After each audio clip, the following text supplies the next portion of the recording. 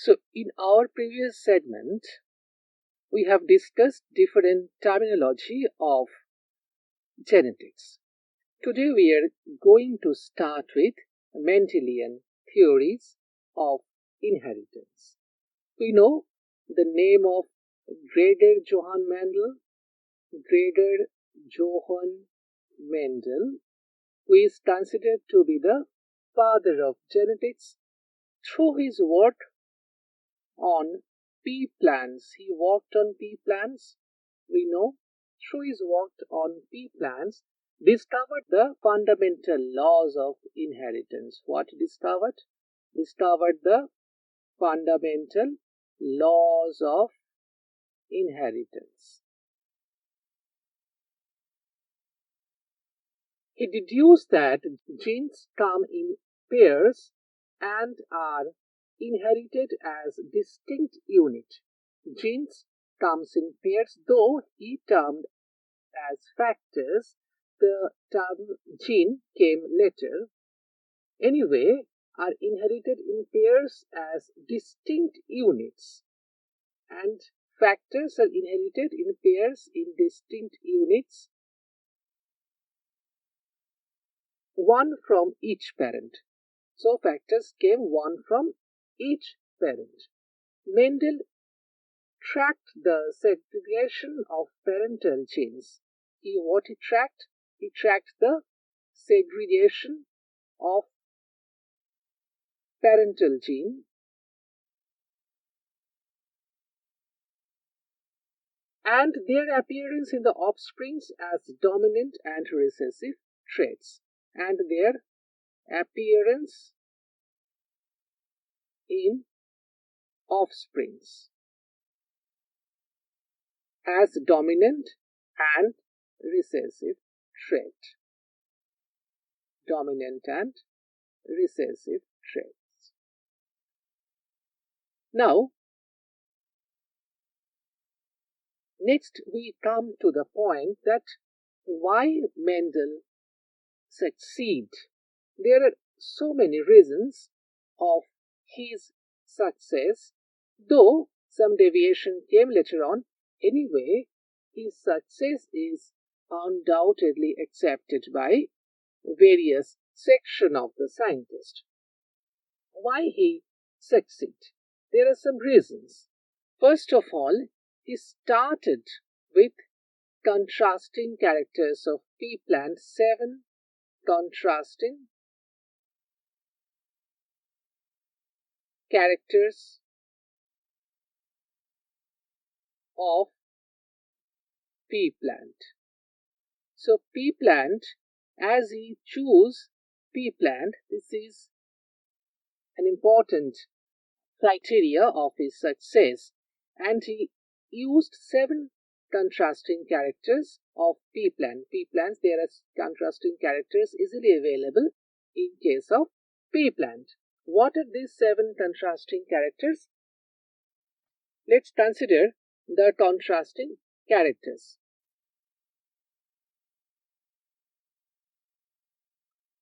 With their dominant and recessive traits. For example, first of all, stem height.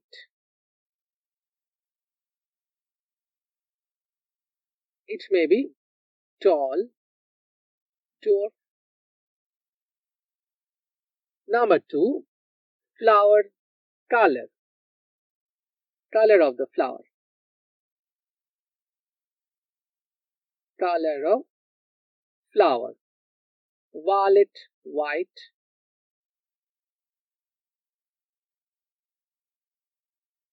Number 3, flower position.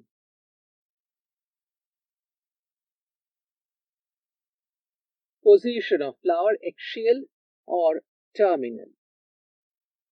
Axial or terminal. Next, shape of the pod.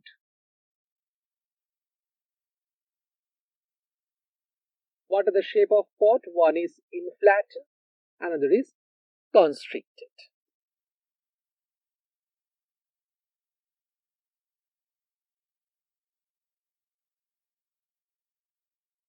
Next, color of the pod.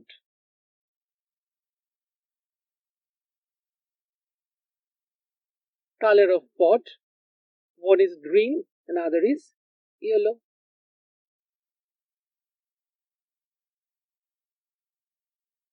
Next, shape of the seed.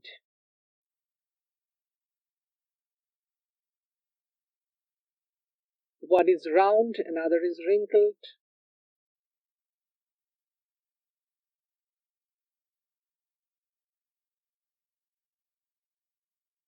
Next, color of the seed, yellow or green.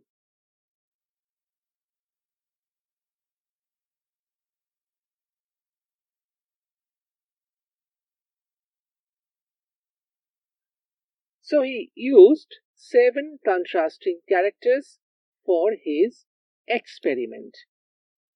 One is stem height, another is color of the flower, position of the flower, shape of the pod, color of the pod, shape of the seed, and color of the seed with these contrasting characters. So, this is one reason of his success. He chose pea plant with so many contrasting characters. Let's come to the next point of his success.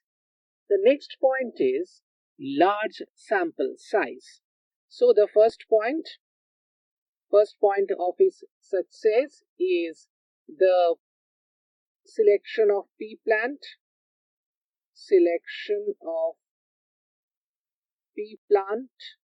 with 7 contrasting characters, so many contrasting characters. Number 2, large sample size. He used the sample size is very large. Next, the most important thing is he analyzed the data in a very systematic way. So, analysis of data in a very systematic way using mathematical tool. Using mathematical tools. Fundamentally, Mendel was not a biologist, rather he was a mathematician. So, for him, it was very easy to analyze the experimental data using mathematical tools. And number 4, the most important thing is non-reference of use of linkage. So, no reference of use of linkage. He didn't face any problem regarding the multiple allele or linkage, this type of problem. So, these are the reason why Mendel succeed a lot. This is the reason behind his success. Now, when we come to his monohybrid cross, what we get? Using one type of contrasting character, that is tall, what we have mentioned, the stem height. Stem height.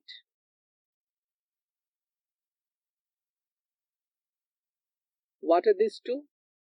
One is tall, represented by capital letter, and another is dwarf, represented by small letter.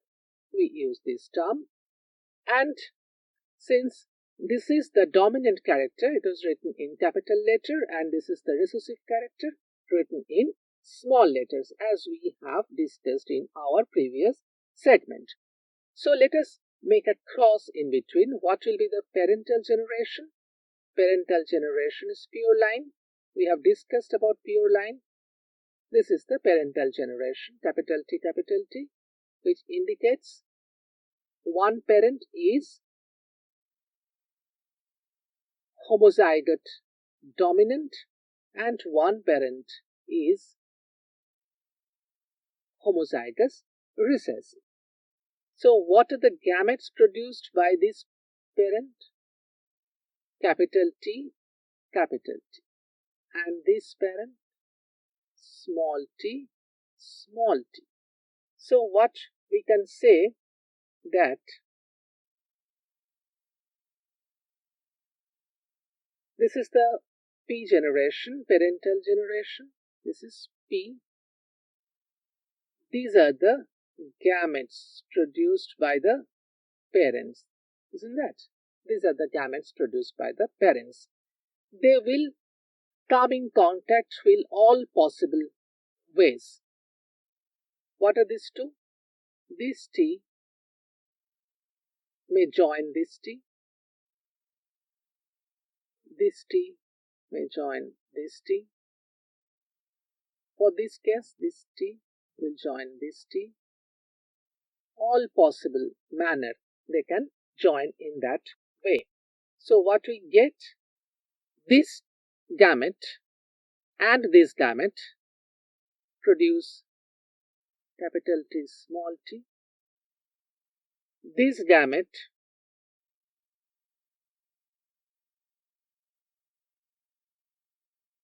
when crossed with this gamete produce also capital T, small t. These two gametes produce capital T, small t, and these two gametes produce capital T, small t. So this generation is called as first filial generation or F1 generation, where we get all the offsprings are heterozygote, dominant in nature. Then what will happen in the next generation? In the next generation, selfing takes place. Capital T, small t with capital T, small t. Again, this will be the same thing. These two may produce capital T, capital T. This capital T may combine with this small t, may form capital T, small t. This small t combine with this capital T. Conventionally, we write the dominant character first. So this is also capital T and small t. And these two is small t, small t. So what is this thing? This is homozygous dominant. This is heterozygote dominant. This is heterozygous dominant. And this is homozygous recessive. So if we say that through monohybrid cross, we are getting two ratios. One is phenotypic ratio. Through phenotypic ratio, we are getting 3 tall and 1 dwarf. That is the external manifestation of the offspring. So the ratio will be 3:1, tall is to dwarf. This one, and this one. 3 tall and this is dwarf. If we go for genotypic ratio, that is the genetic constituents of the characters of the offsprings, we are getting homozygous tall. These 3 tall are not similar in nature. This is homozygote tall, dominant tall. So this is 1. These 2 are heterozygous tall, since dominant character allele is present, so it is phenotypically tall in nature. So these 2, and finally this one, small t, small t. So this is homozygous tall. These 2 are heterozygous tall, and this one is homozygous dwarf. So this is the genotypic ratio of monohybrid cross of Mendel. If we represent it through Punnett square, what we are getting?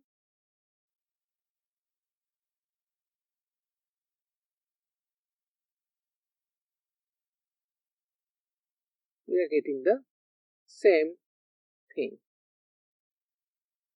Male part and female part, what we are getting?